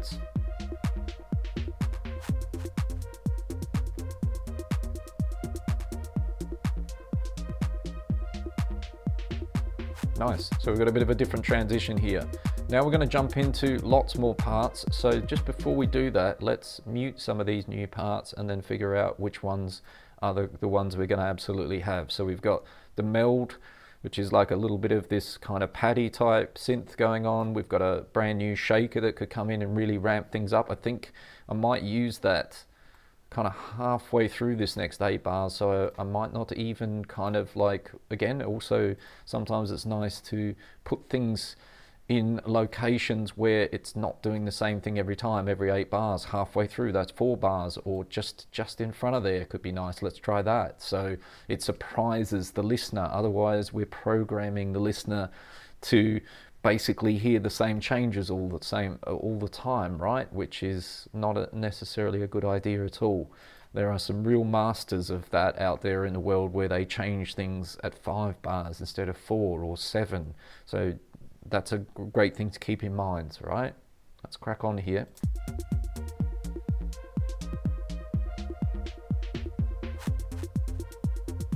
So I've muted everything that could be new here. I'm going to start with the meld. Could come back there. The arpeggio.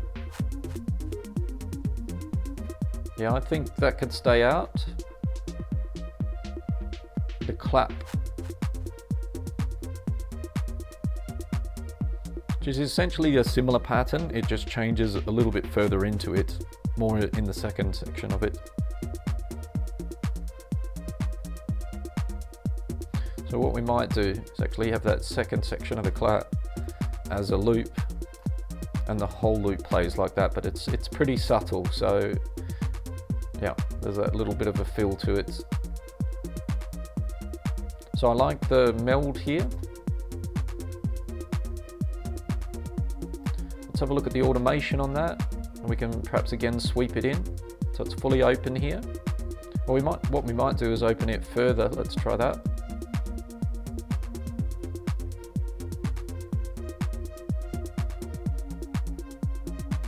So we might open the filter up a bit more.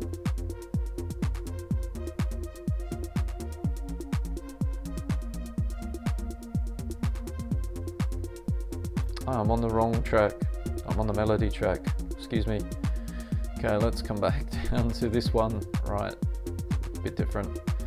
So what's currently happening with the melds? It's 225 on the frequency cutoff. Let's see. Yeah, so we could kind of open that up towards the end of this section and then close it back down again. That could be really quite interesting. That's certainly going to build some tension. We'll play around with the settings on that, and on this melody actually we might also continue to open the filter up on that.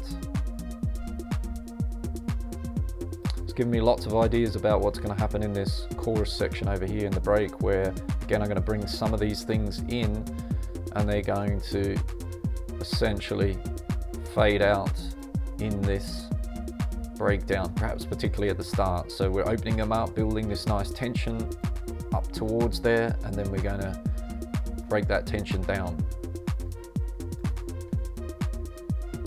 Okay, and the ARP,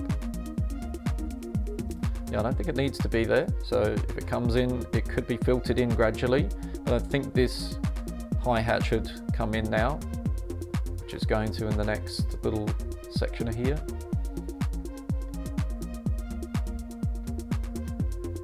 Helps if you turn the track on, Heath.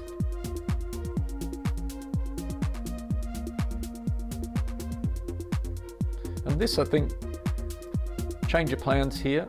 I'm going to filter that shaker in because I think it's just going to sound really nice, kind of like slowly winding its way in. So we'll add a filter from the audio effects, open up our show automation. As you can see, automation's a big key to kind of arrangements, right? It's kind of like a way to tell a lot of the storytelling here and build the tension and release we're looking for. Filter on and off automation, definitely want it to come in there, and for the moment I might give myself more. It might go into the break, so we'll see what happens there. And I do want the frequency as well. I always give myself the lanes for each element so that I can kind of like see what is going on. When I filter all of these, I can kind of overlay them over the top of each other, and you can drag these and reorder them. But as soon as we open that track up to see the automation, we see the different lanes. So that's a habit I've sort of done almost since day one, and I think it what tends to work the best for seeing what you've got automated on tracks. And sometimes you might have 5 different things automated here, and you can see them all interacting with each other. So we're trying to bring the shaker in gradually. That's the idea here.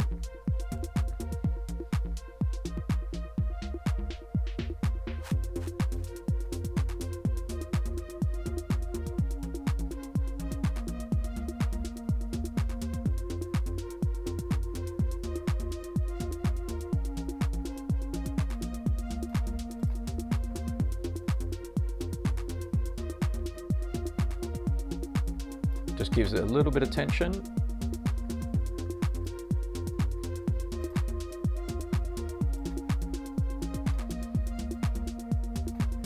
Okay, let's copy some of our transitional type ideas over here. Let's maybe have a bigger transition here. So let's take out a lot more kicks. Nice. We might have it for, yeah, well, let's try it. We could even try it all the way back to there, whole bar. That's nice. Let's have a look at our clap and the automation of the send return workflow. Don't know why that didn't show. I thought I did give it a lane. Perhaps I didn't. Breaking my own rules. All right, let's throw in the delay here.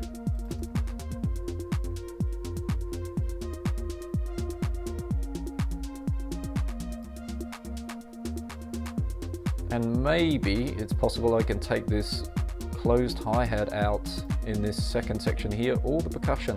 Let's try the percussion out.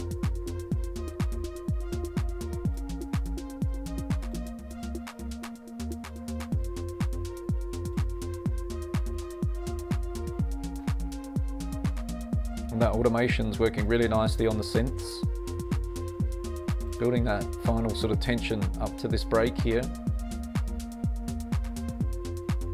And it's just a question for me of whether we want the art, but I think we can kind of leave the art completely out of this section. I think it kind of works quite nicely with what we have.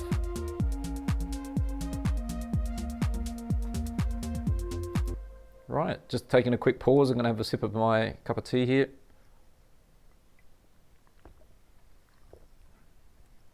If you're watching the live stream, do say hi in the chats. Let us know how you're doing.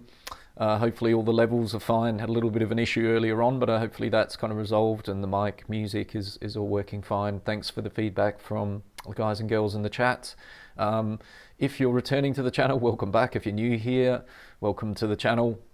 If you're enjoying the content on here, do give us a like, comment and subscribe. It helps the channel an awful lot. And we can all grow together and keep bashing out these live streams. This is the loop to arrangement live stream. I'm going to roll these out from time to time each month, along with some other ideas I have as well, which I'll reveal step by step. But the last few weeks I've been exploring new music ideas. Here we're taking a music idea that I did the previous week and now kind of stretching it into an arrangement. So let's crack on here. We're just at the beginning of this kind of main break idea here.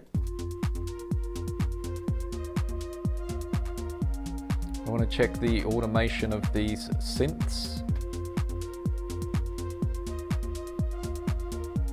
I'm happy with those for the moment. I might tweak them in a bit, and now I'm going to just visually kind of get halfway to this break with some of the thoughts I have about what might continue. We might bring in our kick that's filtered again. As I said, sometimes when you put in the work and you develop a theme, then that theme can continue to be used, and it's super helpful.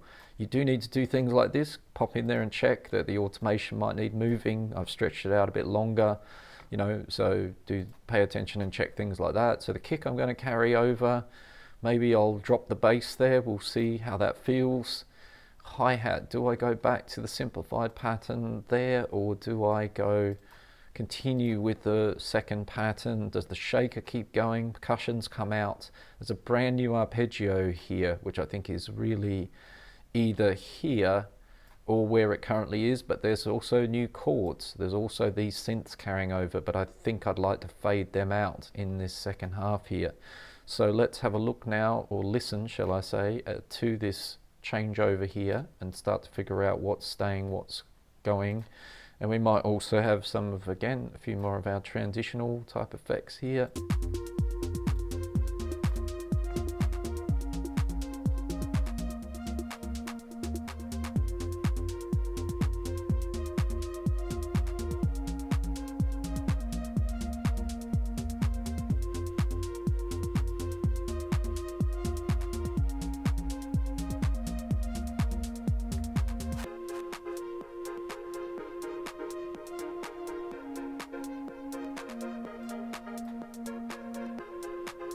Right. So there's a bit of work to do with all these synths to get them to fit together nicely. Let's try the arpeggio instead of the chords here, and maybe the chords come in the second part.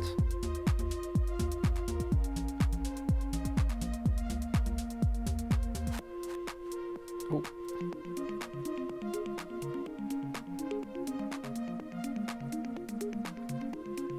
Let's try that again.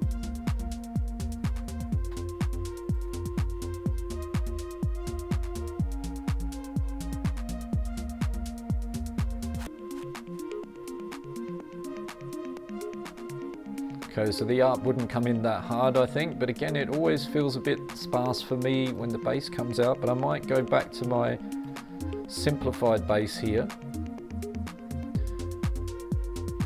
And that was automated as well, so we might have that doing something similar where it's going to perhaps fade out earlier, like exactly kind of how it looks at the moment. Or at least to here, perhaps.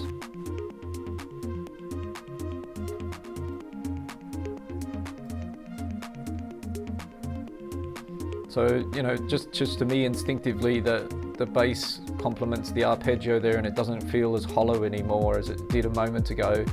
So I think that was what was needed if bringing in the ARP at that point.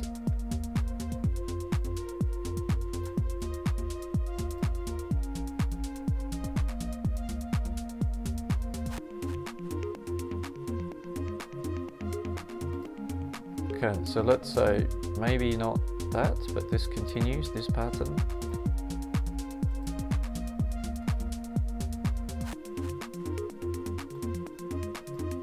Or, alternatively, the shaker keeps going and we take the hi-hat away.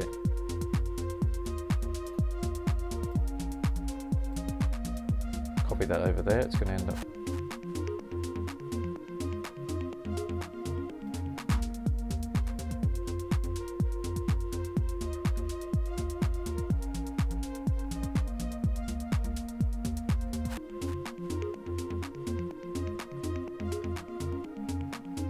Yeah, I'm kind of digging that for the moment.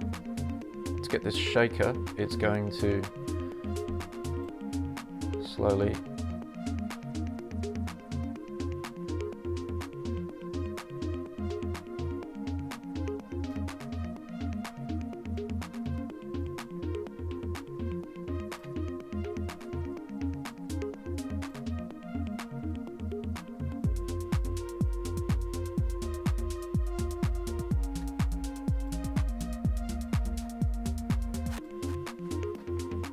now I can work on this main break idea here.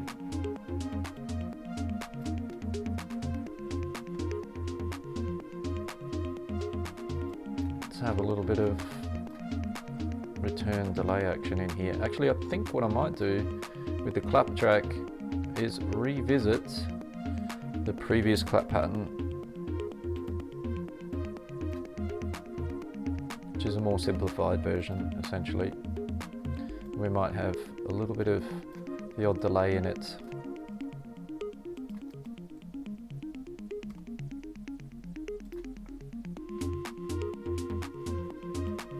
So we've got the first half of this main break happening here now, part A, and then we've got the second section of it to come up. We're sort of slowly filtering everything down into here.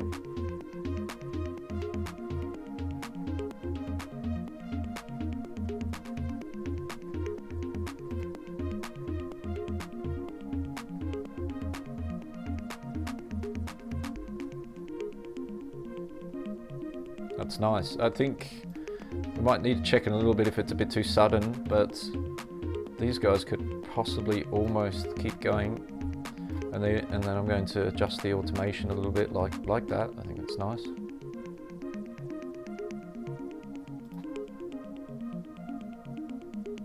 And I've not used my chords yet. Are they going to come in here? That's the question. And I think what we might have is a little build back up again with a bit of this shaker here. And it's going to come out again, but it's going to rebuild again a little bit. We might have it halfway in here, and we're going to automate it from that sort of point. Where does it go up to? 12.5, and then back down again.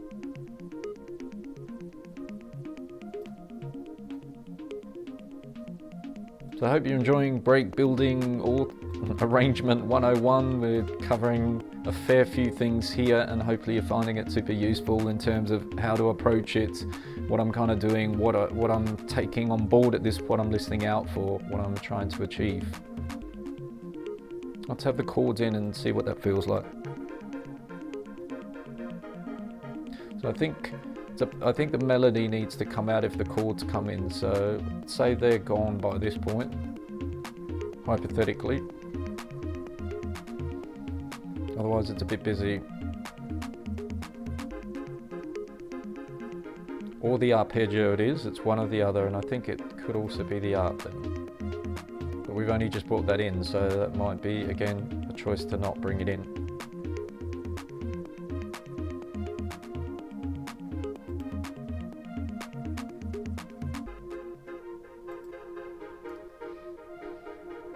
Yeah, definitely the chords appreciate the arp not being there.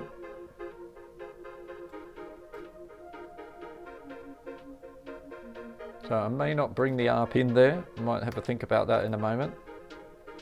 What needs to happen here?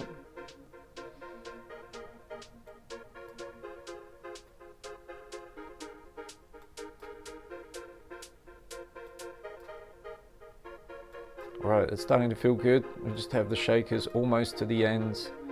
And I'd like my reverse clap idea here. A copy of that there. Also could like a bit of a clap to come back in right at the very end, perhaps.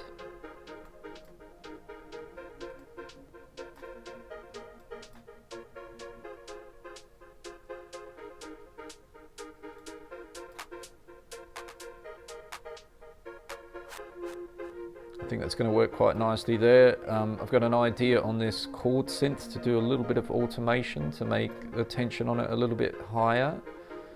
So let's look at the chord track. I'm going to do this in the instrument. I'm going to raise the sustain of the amp envelope up. So I'm going to automate this to do exactly that.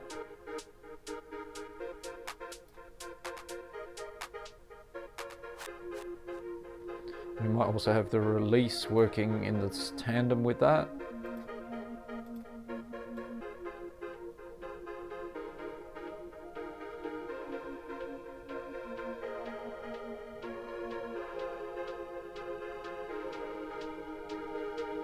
Super nice.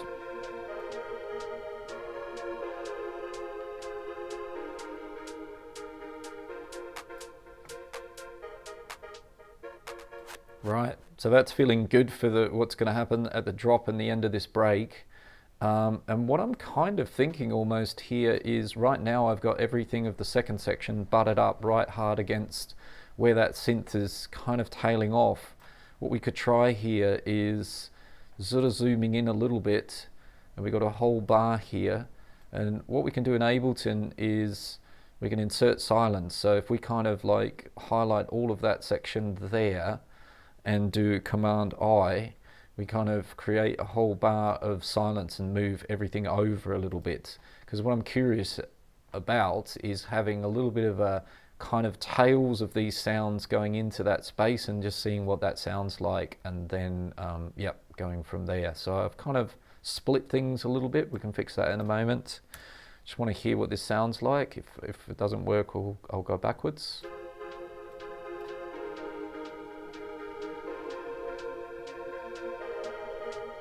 Might have to extend a few things, but across a bit.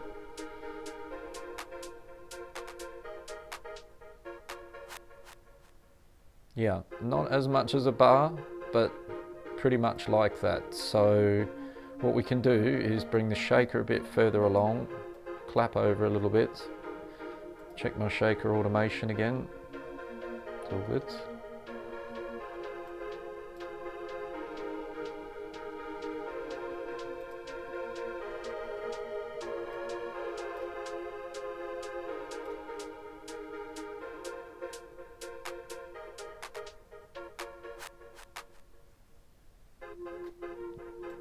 It's almost spot on now.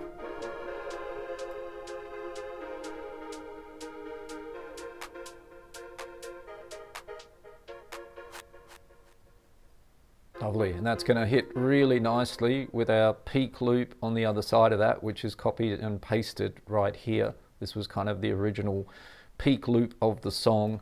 What I might do at the front here, so arpeggio 2 and 1, they've been taken away.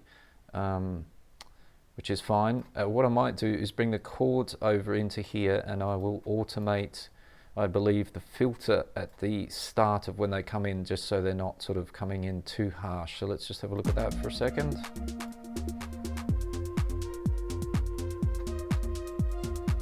And I get myself set up to have it automatable, or I might have to add a filter, as this is maybe not going to do what I want it to do, but we'll check it out in a moment.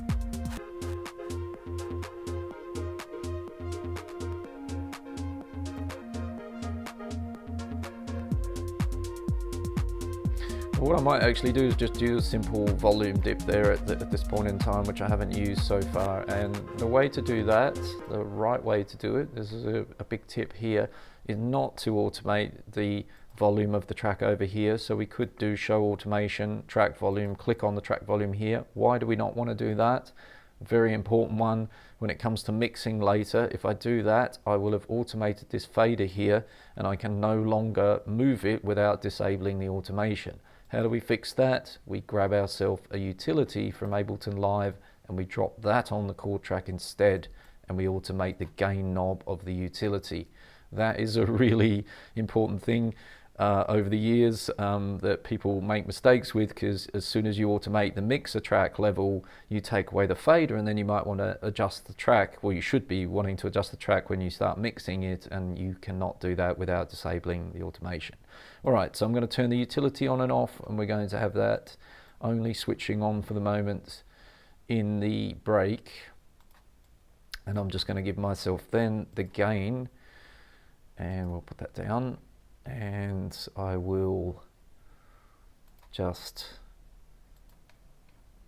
inside of the break, so I want to go all the way over to here actually with my points, and I'll just bring the gain down a little bit at the start here. Whoops, come back, put in another point and just bring it down. So I just want to ramp those chords in slightly.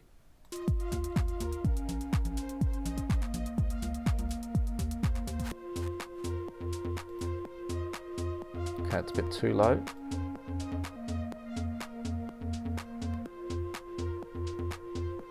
Let's try again. I just want to hear them right there.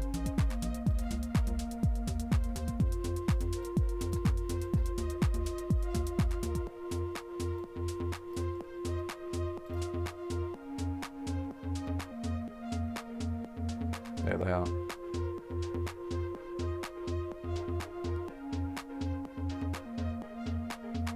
Maybe something like that.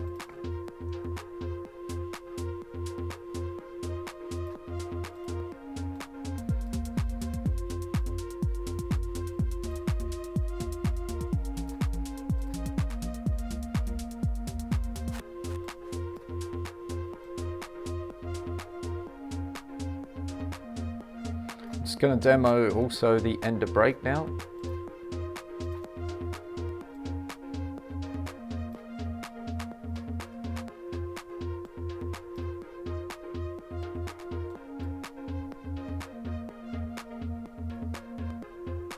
So we can hear how it drops here.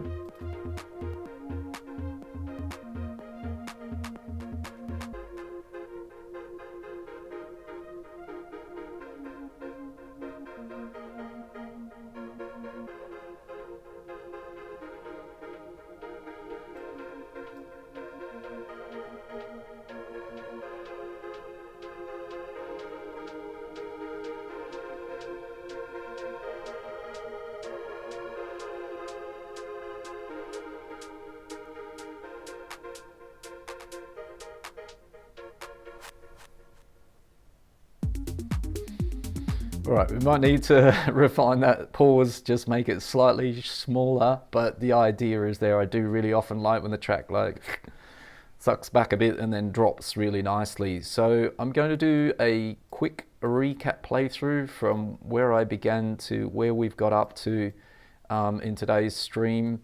It's been, as always, a pleasure to be doing this on a Sunday afternoon here in Ibiza. Today was loop to arrangement. I hope you found it interesting, useful, that you can take some things away from my approach and little transition ideas I've added here. And if you're making this style of music, how you can go about it. It can be quite subtle. It doesn't have to be in this style of track, something that's crash bang wallop and everything going off, like fireworks. It's a nice building, ebbing and flowing kind of track. So I'm going to do a little replay so you can kind of hear where it's evolved to so far.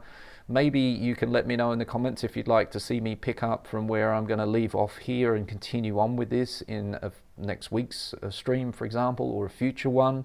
And if you found this interesting, to do the loop from arrangement as opposed to exploring new music ideas.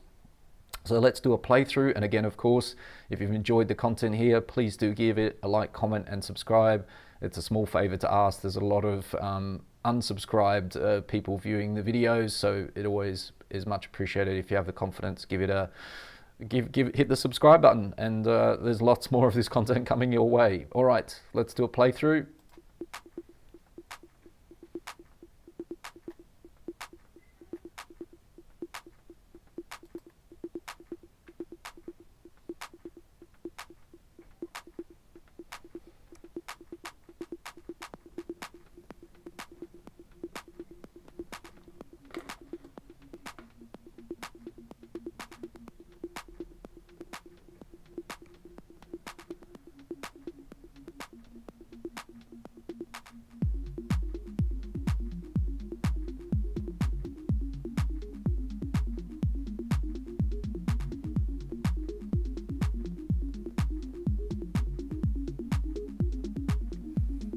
Nice bit of sun coming through the window, right in my eyes.